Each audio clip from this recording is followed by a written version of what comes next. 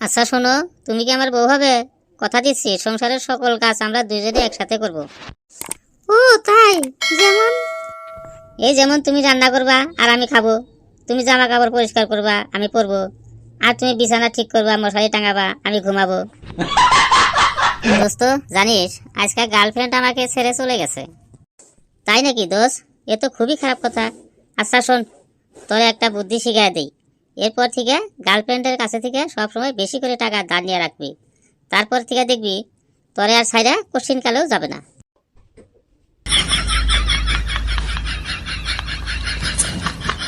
আচ্ছা জান, আমার খুব পানি পিপাসা লেগেছে, এক বোতল পানি এনে দাও না প্লিজ। তাই নাকি জান? কিন্তু শুধুই কি পানি এনে দিলে হবে? একটু লেবুর রস দিয়ে শরবত বানিয়ে দেই।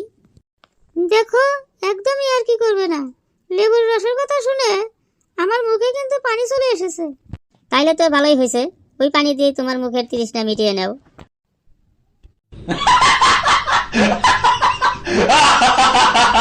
ভাই, আপনার দোকানে কি জাঙ্গিয়া পাওয়া যায়?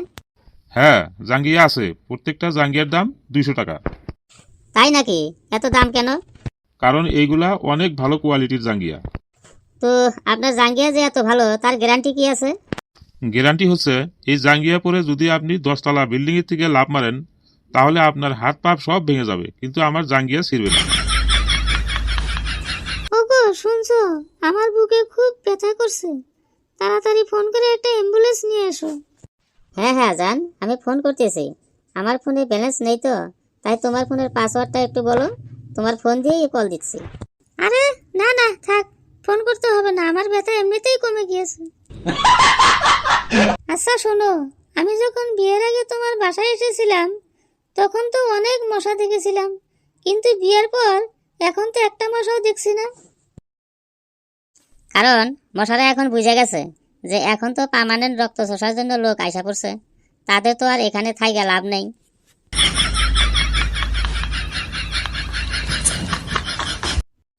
আচ্ছা শোনো, পাশের বাড়ির আবুল কত রোমান্টিক দেখেছো?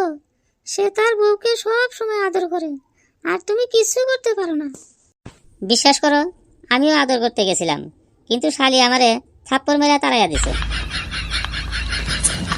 দোস্ত জানিস, আমার সাথে আজব একটা ঘটনা ঘটেছে। তাই নাকি দোস্ত? কি হয়েছে? আর বলিস না, দুপুরবেলা রুমের মধ্যে শুয়েছিলাম, এই সময় বাইরে থেকে চিল্লায়া চিল্লায়া বলতেছিল, মাত্র 500 টাকায় সারা জীবন ঘরে বসে খান। এই কথা শুনে তো আমি এক দৌড়ে গেলাম বাইরে ওই লোকটার কাছে। তারপর কি হলো, ওখানে গিয়ে কি দেখলি? আর কইস না দোস্ত, যা দেখি হারামজাদা চেয়ার টেবিল বিক্রি করার কথা বলতেছিল।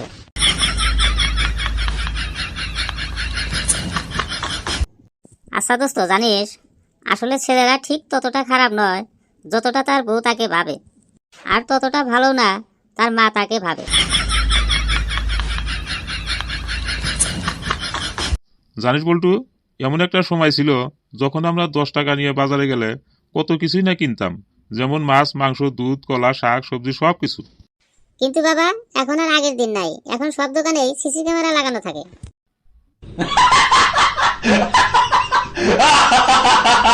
দোস্ত জানিস, আজকে দারুণ একটা মজার ঘটনা ঘটছে। তাই নাকি দোস্ত? কি ঘটনা? আর কইস না, বিকেল বেলা পার্কে গেছিলাম ঘুরতে, তো যা দেখি অনেকগুলা ছেলে মেয়ে জোড়ায় জোড়ায় বৈশাখ প্রেম করতেছে। এটা দেখে আমি কানে ফোন লাগাইয়া অনেক চিল্লিয়া চিল্লিয়া বললাম, ভাই তুই তাড়াতাড়ি চলে আয়, তোর গার্লফ্রেন্ড একটা ছেলের সাথে পার্কে আসছে। তাই নাকি দোস্ত? তারপর কি হলো? আর কইস না, সারা 2 মিনিটের মধ্যেই 10টা মেয়ে ওইটা পালাইয়া গেছে। হ্যালো বন্ধুরা, সাবস্ক্রাইব করবেন, সাথে থাকবেন।